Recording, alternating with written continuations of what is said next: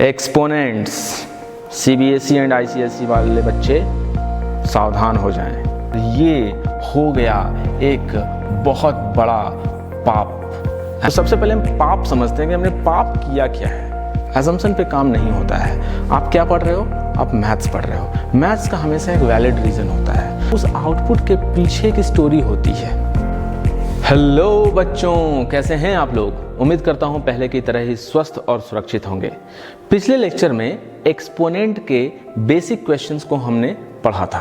तो level 3 hots की बात करने वाले हैं हम लोग।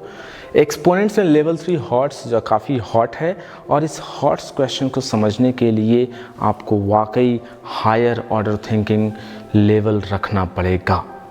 तो चलिए इस क्वेश्चन को बनाते हैं। देखिए, if x to the power 1/12 equal to 49 to the power 1/24 find the value of x। ठीक है भाई, बहुत अच्छी बात है। हम लोग x निकालते हैं। तो एक बहुत ही बेहतरीन तरीके से बच्चे बनाते हैं, वही तरीका मैं आपको बता रहा हूँ अभी। ये हालांकि गलत है, लेकिन समझिए कि आप इस गलत को कैसे गलत बोलना है। देखिए, बहुत ही आसानी से आप इसे बनाएंगे। कैसे? ऐसे x to the power 1/12 है, ठीक है। 49 to the power 1/24 है, बहुत अच्छी बात है। 49 तो बहुत अच्छा सिंपल सा दिख रहा है। 7 स्क्वायर पावर 1/24 है। 7 to the power 2 into 1/24, 2 12, कहानी खत्म। आई थिंक आप तो क्वेश्चन मिल गया है। 7 1/12 पावर में आ गया। इधर क्या था? x to the power 1/12। क्या लगता है आप क्या बोलने वाले हो? आप कुछ बोलने वाले हो? फटाक से कमेंट बॉक्स में लिखो। क्या आप x = 7 नहीं बोलने वाले हो? मेरे को सच सच बता दो। नहीं बोलने वाले हो? नहीं बोलने वाले हो? बोलने वाले हो। तुम बोल चुके हो। मैं क्या बोलूँगा? तुम बोल चुके हो, और तुम बहुत होशियार हो। तुम बहुत ज़्यादा होशियार हो, और यही होशियारी आपको ले डूबा, और ये हो गया एक बहुत बड़ा पाप। ये पाप नहीं करना है। तो सबसे पहले हम पाप समझते हैं कि हमने पाप किया क्या है, किस तरह की पाप कर दी है हमने। चलिए इस चीज़ को पकड़ लीजिए, ठीक है ना। क्या हमने पकड़ लिया? पहले हम लोग समझेंगे कि हमने मिस्टेक कहाँ किया है, हमारा मिस्टेक क्या है, हम क्यों ऐसा गलत काम कर बैठे, समझते हैं। तो देखिए, x to the power 1/12 equal to 7 to the power 1/12। आपने किया क्या है? आपने किया ये है कि आपने देखा है कि पावर जो है 1/12 और यहाँ भी 1/12 पावर सेम है, तो भाई x = 7 लिख देते हैं। क्या दिक्कत है?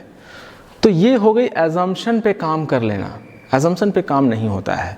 आप क्या पढ़ रहे हो? आप मैथ्स पढ़ रहे हो। मैथ्स का हमेशा एक वैलिड रीज़न होता है। मैथ्स में आप कोई भी चीज़ एक इनपुट के रूप में देखने के बाद आउटपुट लिखते हो, तो उस आउटपुट के पीछे की स्टोरी होती है, और वो स्टोरी पूरी तरह से सत्य होती है, जिसे हम थ्योरम कहते हैं, जिसे हम लॉज कहते हैं, जिसे हम रूल्स कहते हैं। रूल्स, लॉज, थ्योरम्स एक ऐसे चीज़ होते हैं, एक ऐसे स्टेटमेंट्स होते हैं जो मैथमेटिक्स के हर एक क्वेश्चन को बनाते हैं और सही बनाते हैं। तो देखिए, यहाँ पर यहाँ तो आप बना दिया। अब इसी चीज़ को मैं दूसरे तरीके से आपसे पूछने वाला हूँ, और आप मुझे बताओगे कि क्या सही है या नहीं। तो देखो, चलो x के जगह ना मैं 1 लिख देता हूँ, और इस 7 के जगह पे मैं एक -1 ले लेता हूँ। इसकी पावर मैं 2 बोल देता हूँ, और इसकी पावर भी मैं 2 बोल देता हूँ, ठीक है। 1 स्क्वायर 1 होता है, -1 स्क्वायर भी 1 ही होता है। लेकिन यहाँ पर जो आपने दिमाग लगाया है, प्यारा सा दिमाग, आपने क्या बोला कि पावर जो है भाई साहब वो दोनों सेम है, तो ये जो बेसिस है उसको हमने सेम बोल करके ये आंसर चिपका दिया, राइट।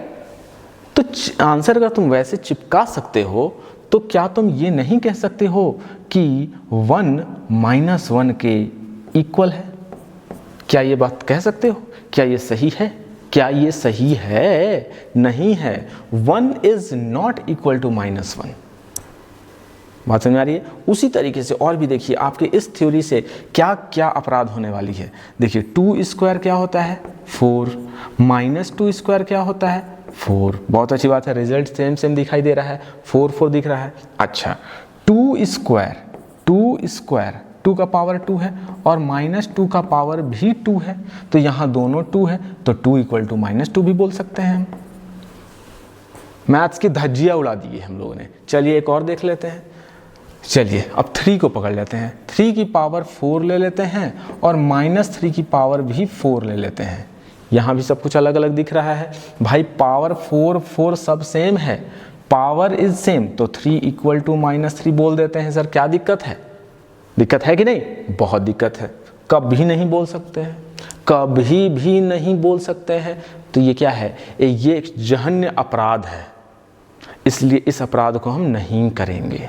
तो भाई अब सवाल उठता है कि क्वेश्चन कैसे बनाएंगे? ये सब हम नहीं करेंगे तो सवाल बनेगा?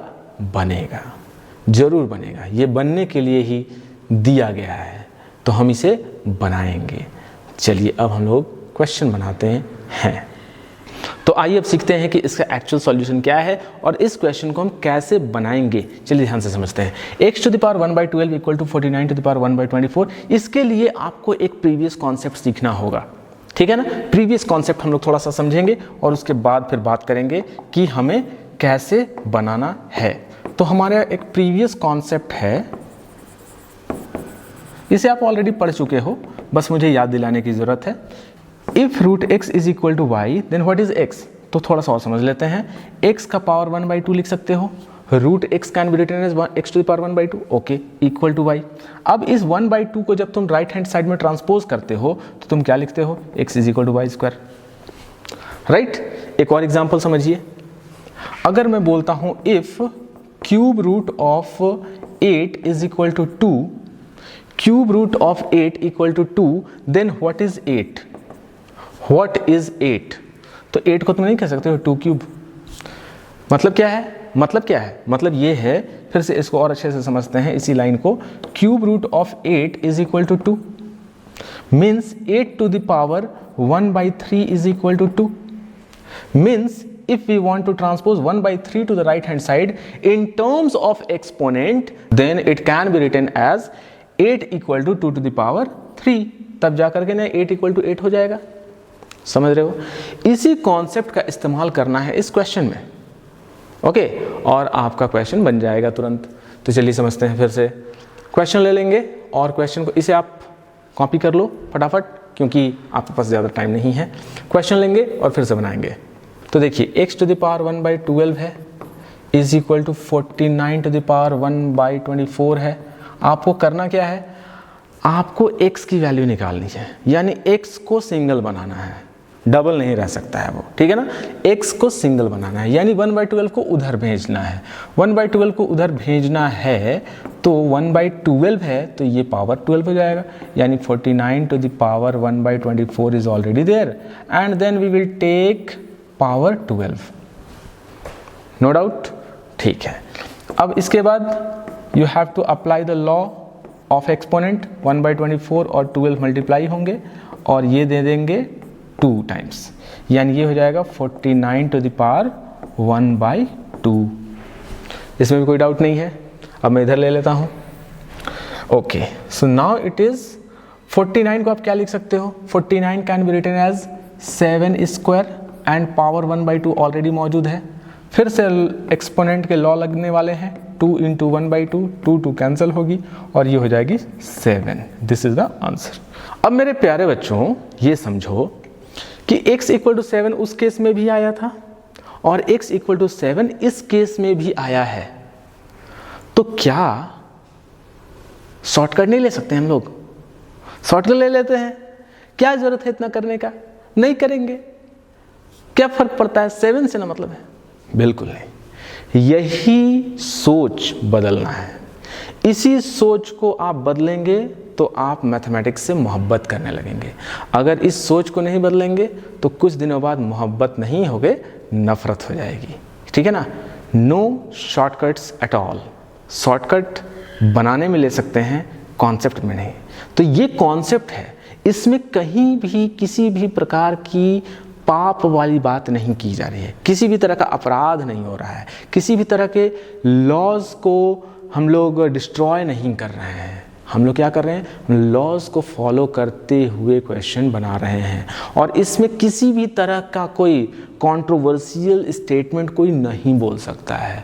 आपने जो पहले वाला सॉल्यूशन लिया था उसमें हम बहुत तरीके से कंट्रोवर्सी कर सकते थे, है ना। 2 स्क्वायर और -2 होल स्क्वायर लिख दिया तो 2 = -2 बोलोगे, हाँ नहीं बोलोगे तो कंट्रोवर्सी हो गया ना। आप अपने ही स्टेटमेंट को प्रूव नहीं कर पाओगे अगर उसी पर बेस्ड मैं एक दूसरा क्वेश्चन दे दूं तो मैथमेटिक्स का ये सिस्टम है कि क्वेश्चन इस तरीके से बनाइए कि वो कॉन्सेप्ट को, लॉज को, रूल्स को, थ्योरम्स को फॉलो करे। Pause the video and note it down first and then proceed to the next question. This is for you. You have to test yourself and the question is given, if 125 power x is equal to 25 by 5 to the power x, you have to find out the value of x. इस question के लिए मैं आपको 2 minute का समय देने वाला हूँ, ठीक है। स्टॉप वॉच लगाइए, 120 सेकेंड्स रुकिए और 120 सेकेंड्स में बना करके दिखाइए। अगर आप बना लेते हैं इसका मतलब आप गणितज्ञ हो गए हैं, अदरवाइज अभी भी बाकी है।